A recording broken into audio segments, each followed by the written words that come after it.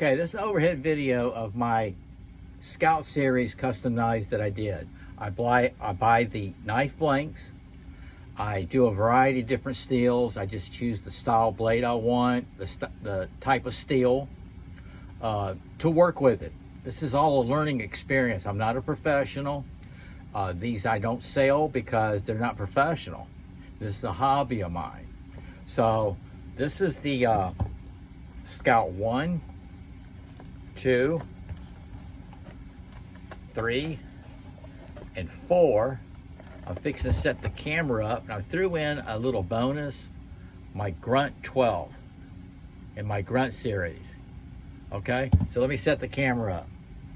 Okay, these are my Scout, this is my Scout series of knives that I customize. Except for this one. This is the Grunt 12. I had a Grunt series of 13 knives of Baker Dozens that I did. I brought this one out. We're going to look at it at the end because of the sheath. It's one of my favorite sheaths that I came up with, and the knife. But just like my Grunt knives, the Grunt series, I wanted to go a little bit bigger and more outdoorsy for the Scout series. But I still, what I do, I shop around for blanks, steel knife blanks. You can get them on Amazon or knife suppliers. You just go shopping for them. I like to pick out the shape, and then I pick out the steels. Now, what I did, especially on my Grunt series, I have several different types of steels. I chose that. I wanted to see how each one of them, I can work with them. You know what I mean?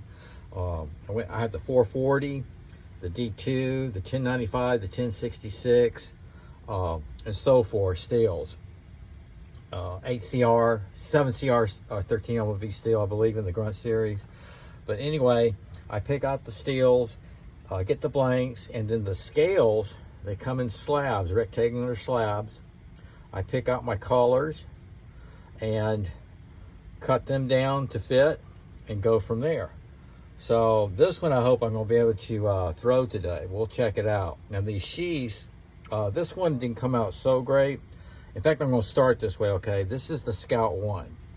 I went with brown with it because of the scale colors. I wanted green. And I got better on my Grunt logo stamp.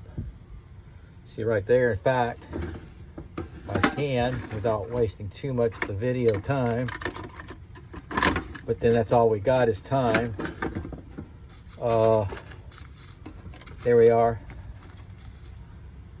So that's the stamp that I use. Isn't that cool? Okay, so this one here, I started to do one lane. I don't know why, I was just playing around with it. That's the whole thing. I'm not a professional sheath maker. I do this totally different from most people doing this, the stitching and all that stuff. I call it speed stitching because I don't have the patience.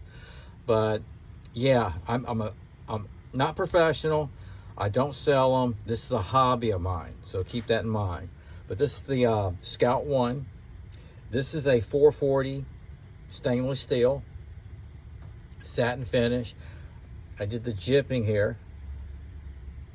I finally found some adapters for my Dremel tool that will go through and do this kind of bit without overheating. Got to keep it cooled down. And I love the scales on this, the green. Came out really nice.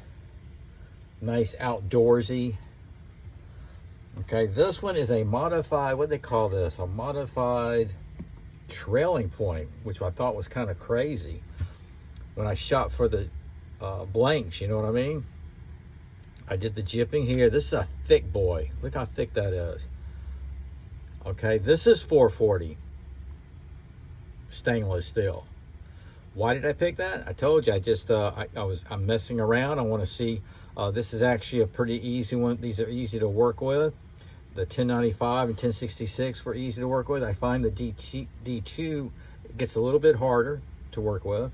This is the first one I've done pins on.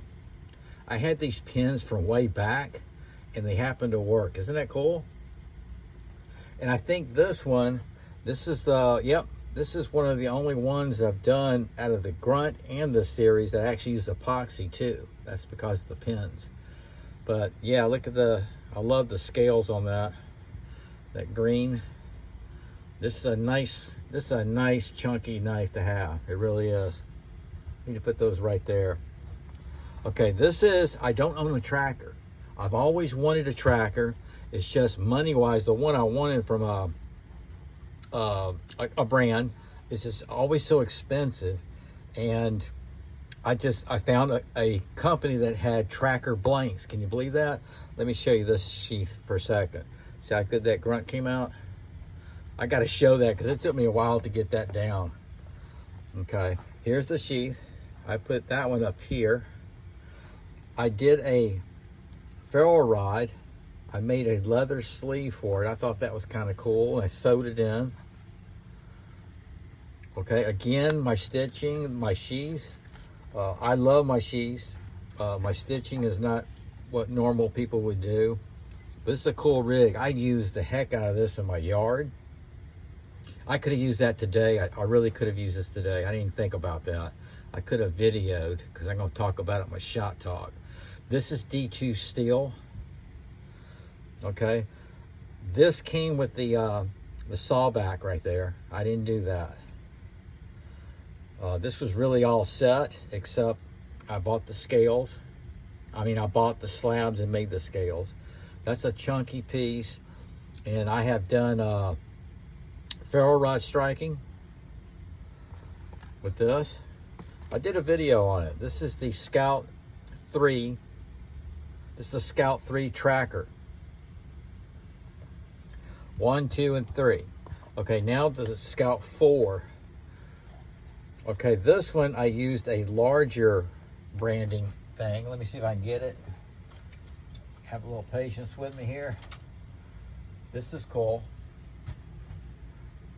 Check that out. See, it's a little bit bigger, so I thought I'd go a little bit bigger and try it out. Again, here's my sheath. I know it's not to par to what most people do. I'm not a professional. I'm not a professional knife maker. This is a hobby. I highly recommend getting into something like this. You'll learn so much about the knives, how they work. Okay, this is a D2 steel. This is one I got a lot of comments on last time. People really like this. This is a kind of a blue-black micarta that I cut out. I kept the back end exposed and I add jipping. You see that? I wanted to have a little something different on that than my other knives. I did the jipping right here and I kept it kind of soft. Nothing real rough. It's got this little fuller right there. This is D2 steel. Really sharp. And I've thrown this quite a bit. I threw the tracker. I throw all of them. I just got to thinking. I throw all of my knives that I make. I even threw this one, which I'm fixing to show. But anyway, I might throw this one today. This is D2 steel. Really nice, wicked. Feels great in the hand. And that's the Scout 4. Okay. Now, while I have it out, there's the stamp on it. I just love this little sheath. I carry this sometimes. Yep, when I go out to stores or whatever, I'll carry it on my belt. Really wicked. I found one of these sweeping blades that I have from a knife brand. I just love it. This is actually the same size as that USA knife maker. I got the knife. But I found a D2 steel. That's a trailing point or almost a Persian sweep. Look at that. I put jipping on it. This was a blank now. And I bought me, this is leftover micarta.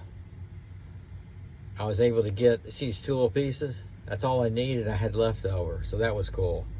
I added silver hardware on this one, just for the heck of it. I usually do BPS knife screws. You can buy those on Amazon, anybody's interested. BPS knife screws fit several brands, so if you have something that comes loose or whatever, try those out. This is the Grunt 12. Grunt 12 fixed blade knife. And yeah, that's kind of wicked. So there you go. Hope you enjoyed. I'm going to try and showcase these a little bit. Hopefully I can get to throwing that, weather permitting. That's my Scout series.